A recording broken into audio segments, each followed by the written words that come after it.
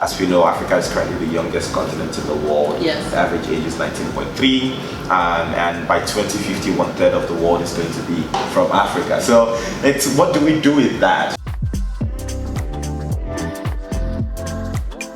Hello everyone, it's Iveoma, your guide to Africa, and today I have Kennedy, founder of Africave, and we're going to talk about his business.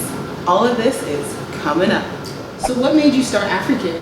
The late first year of grad school, I started working with a Chinese company, Chinese multinational called Valentine. So it's currently the most valuable startup in the world. And wow. And so I was working out of their Beijing headquarters. What were you doing there? We were basically building TikTok's Africa business. So TikTok is very pervasive in many other parts of the world, but not on the continent at all. Yeah, and they were trying to expand their footprints. And into African markets, so 3 key African markets, and I was one of 3 Africans on the 14-person team working in the 7,000-person office in Beijing. Yeah, that's so ridiculous. it was yeah, you can tell the stairs in the elevator going off because I worked on the 12th floor, so it was quite a journey up, and everyone was just very quiet and looking at this tall African man in the elevator and wondering what he was doing at the office. While working there, for a lot of the time, the team relied on me and my personal networks to find great talent that they could trust from the continent. Talent like where? In software?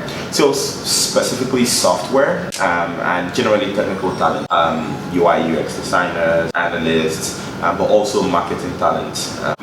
For the most part, we looked around for solutions that were flexible, in line with our needs, and also financially reasonable, and we really couldn't find them. As we know, Africa is currently the youngest continent in the world. Yes. The average age is 19.3, and by 2050, 1/3 of the world is going to be from Africa. So it's what do we do with that, right? We have to ensure that its young people are ready, are reliable, and the world can trust them. And it's not just PR strategy, the world needs to trust Africa. It's really us looking inward and developing the technical competence of young Africans, and because that's the only way we can pivot. That's the only way we can. I think the world needs to trust Africans, but Africans need to trust themselves as well. True, absolutely. Trust in business, it's overwhelmingly important then. So that is what Africave is doing, building trust in African software developers? A huge part of it is that. So we identify some of the most brilliant software engineering talent on the continent, and connect them to jobs and opportunities globally. And so what this does is it gives the world the opportunity to see the best of Africa. And when you do that, then you don't even need to invest an extra dollar in marketing and PR. That in itself speaks volumes. There's this talent my company works with. They're from Africa. They're incredibly good at what they do. That's really it. So for us, it's the need to invest in developing the technical competence of our people. What exactly does Africave do? We're building technology that helps us validate the skill set of the best and brightest software engineering talent. 2 things. One, a lot of companies right now write very bad job descriptions. But secondly, which companies? Overseas companies or African companies? Generous companies, all like they write very for some part. They kind of know what they want, but they don't. Especially when it comes to distilling that and communicating that. And we're building technologies to solve for that specifically and convert business objectives into work schedules that can directly be identifiably matched with the skill set of people to guarantee engagement success, because average company spends $23,000 hiring one software engineer. About 28 to 30% of them still churn due to skill set and cultural misalignment. So that's a lot of money on the table for younger companies. They can't afford that. We're trying to solve for that, and by filling that global shortage for software engineering talent.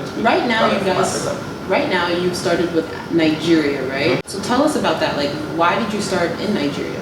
Reasons are quite obvious. So not only am I Nigerian, surprise, surprise, and most of the founding team is Nigerian, but Nigeria right now is one of the most sophisticated markets on the continent. So a lot of VC investment comes to Nigeria. The consequence of that is there's a lot of companies, startups that are sprouting up, and what that does create an incentive structure for the talent ecosystem here to scale.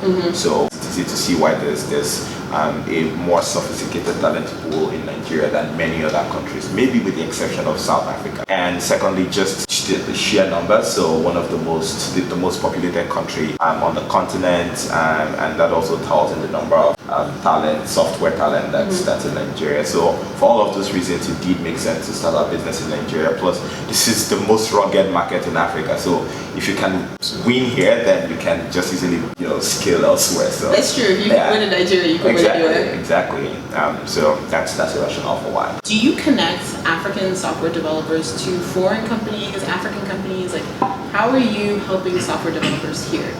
Yeah, so our beachhead market right now is the USA for obvious reasons. The first is that there is, just in terms of the demand for talent, there's way more demand in the US than there is anywhere else. Yeah. But secondly, for the developers and the talent we have in our pool, one of the things we really want for them is salaries and compensations that are globally commensurate, that are commensurate with global standards. And the US definitely does afford them that. And just in terms of exposure to challenging projects that are literally on the edge of what's going to define a lot of ecosystems and industries in the next decades or so, all of that, most of that is going on in the States. So it's really an opportunity for them to very rapidly develop their skills. What year did you start Africave? Also last year, we're very. Oh my gosh, you did? Yeah, we're very.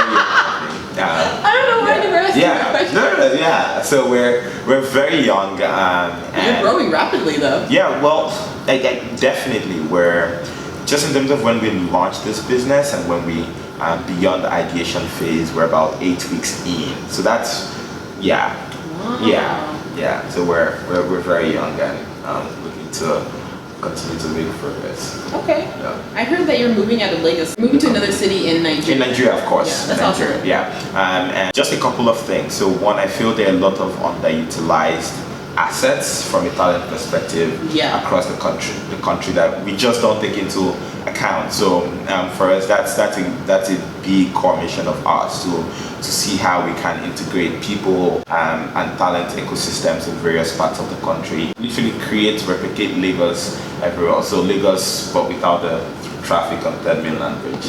So Yeah, much better life. Yeah. I mean, we better lives for ourselves and for the talents who work for us, and less expensive. So for them, they're able to do a lot more with their money, for example. But also just a unique experience.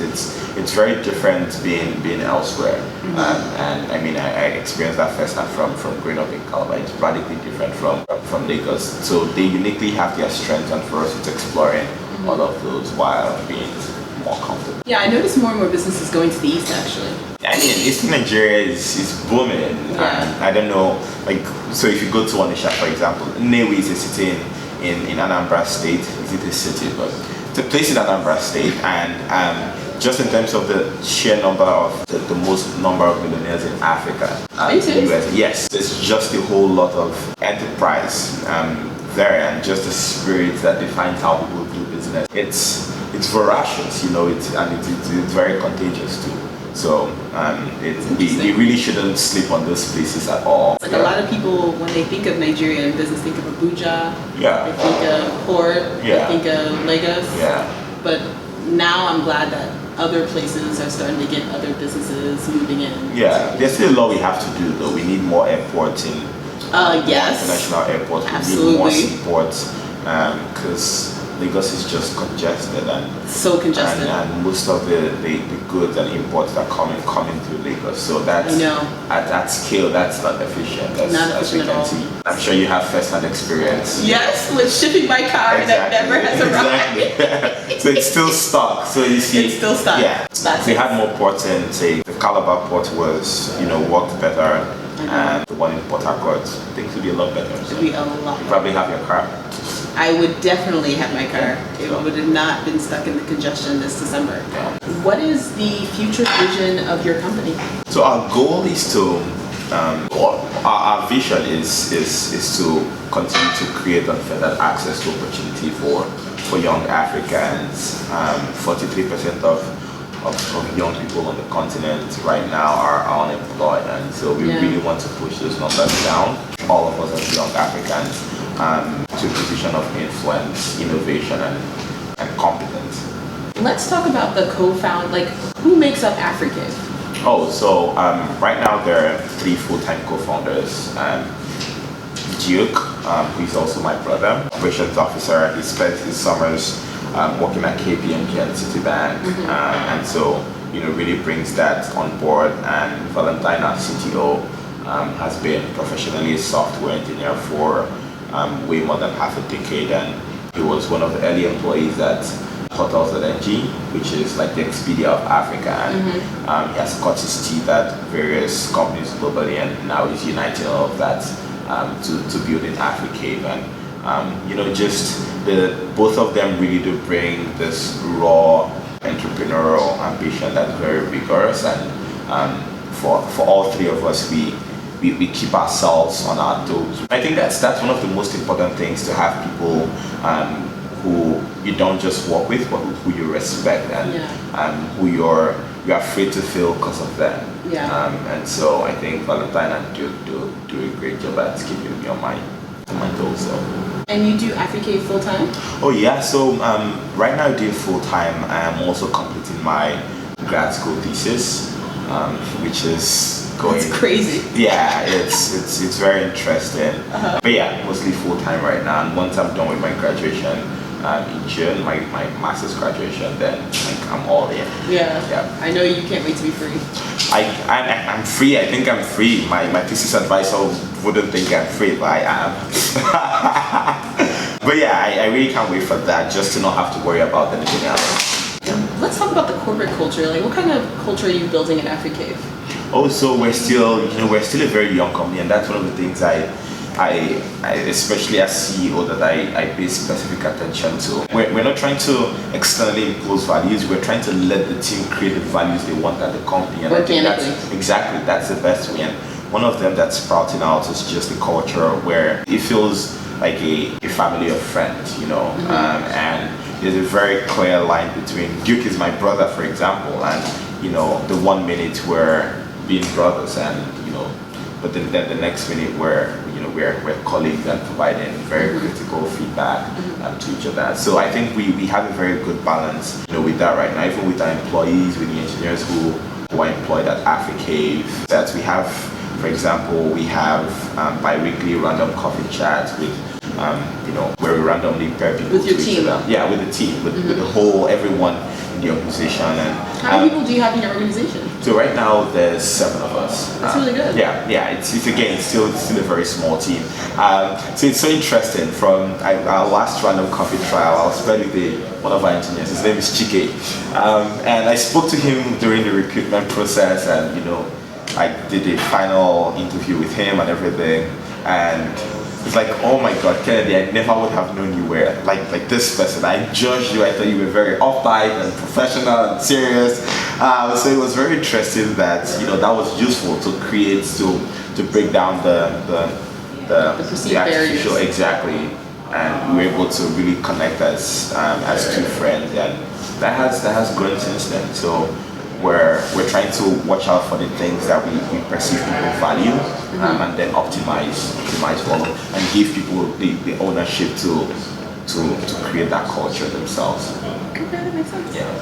Well, thank you so much, Kennedy, for chatting with me and my audience. I hope you guys got a lot out of it. I enjoyed it. Yes. Okay. Well, goodbye.